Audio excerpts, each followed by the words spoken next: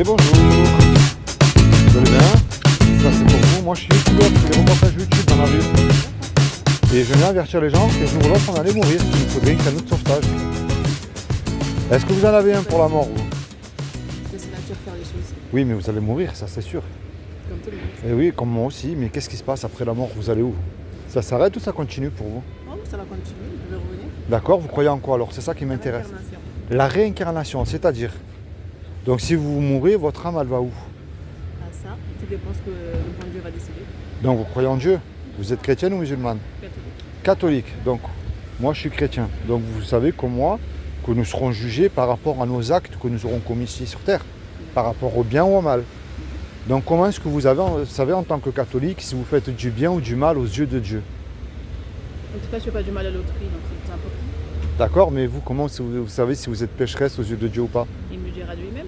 Ah ben c'est très simple, vous savez comment on peut le savoir? Par rapport à une loi qui est les 10 commandements.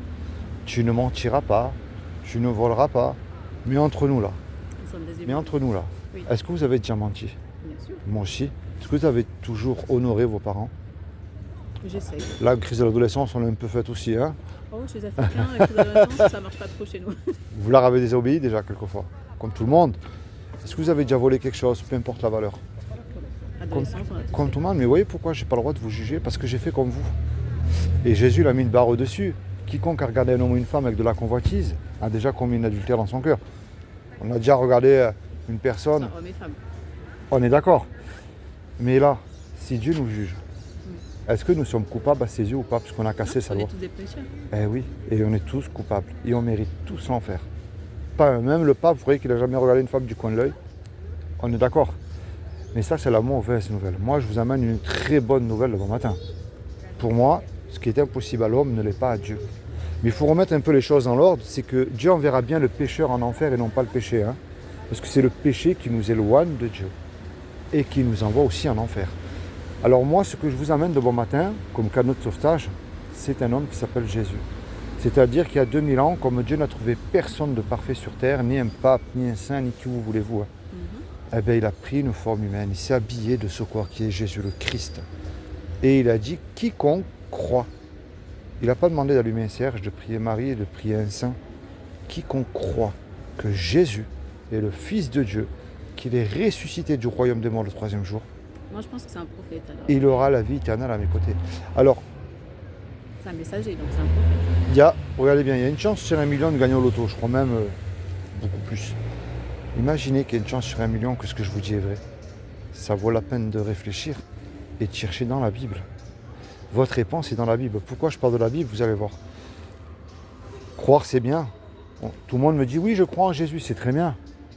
Il y a écrit aussi que les démons y croient, hein, parce qu'ils existent et eux, ils tremblent. Ils connaissent Jésus, ils savent ce qui va leur arriver. La clé, c'est la repentance. C'est-à-dire que vous et moi, dès aujourd'hui, je ne suis pas mieux que vous, mais je vous le dis avec amour, nous nous repentons de nos péchés et avec foi en Jésus seul. Pourquoi je vous dis ça? Parce qu'un jour ou l'autre, vous allez mourir. Et le meilleur des avocats, c'est Jésus lui seul. Imaginez, vous et moi, on commet, je sais pas, un braquage. On se fait attraper par la police nous conduit tous les deux au tribunal, et le juge dit, vous voyez là, tous les deux là, je vous laisse le choix. Vous me déposez 15 000 € de caution, ou je vous envoie tous les deux 15 ans en prison.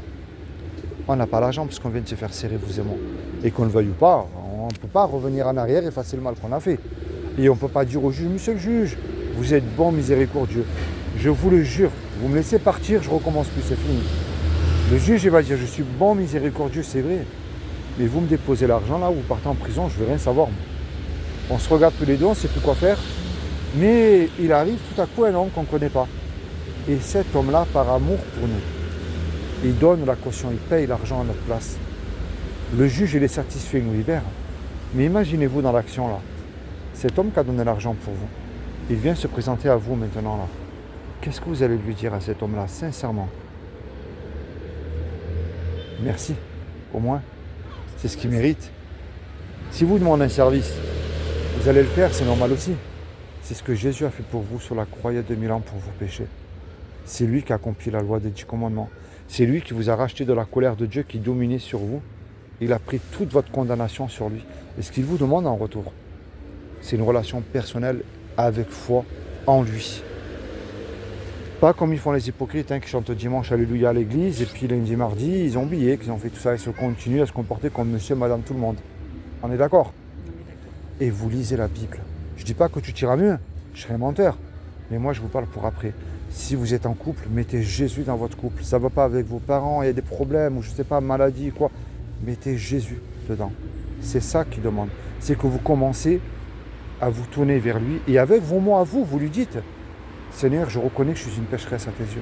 Mais je demande maintenant que tu prennes toute la place dans ma vie, que tu me transformes, que tu me changes, que tu m'apprennes chaque jour à devenir ta servante, à marcher comme tu voudrais que je marche. C'est ça qu'il demande, parce qu'un jour ou l'autre, on va mourir. Ça, c'est sûr. Mais le gros point d'interrogation, est-ce que je suis sûr d'avoir la vie éternelle à ses côtés dans son paradis avec lui?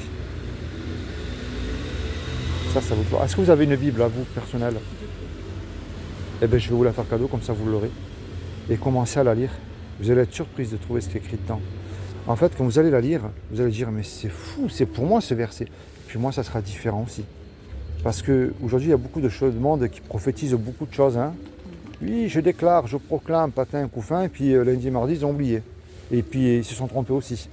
Non, non, non. Ce que Jésus a écrit dans la Bible, commencez à le mettre en pratique. Très bien.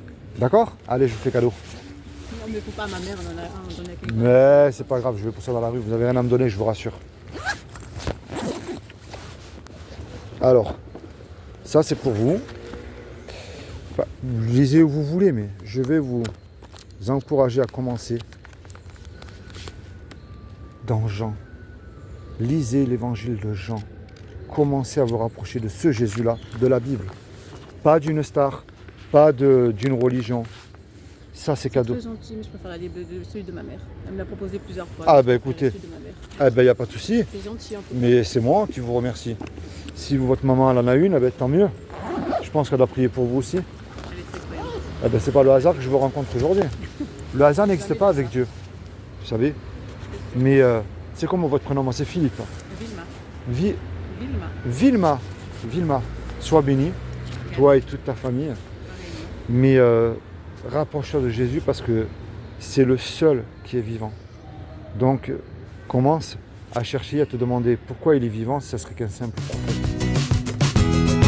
Allez, sois béni. Bonne journée. Merci de m'avoir supporté. Au revoir. Lisez le traité, c'est intéressant. Allez, merci, au revoir.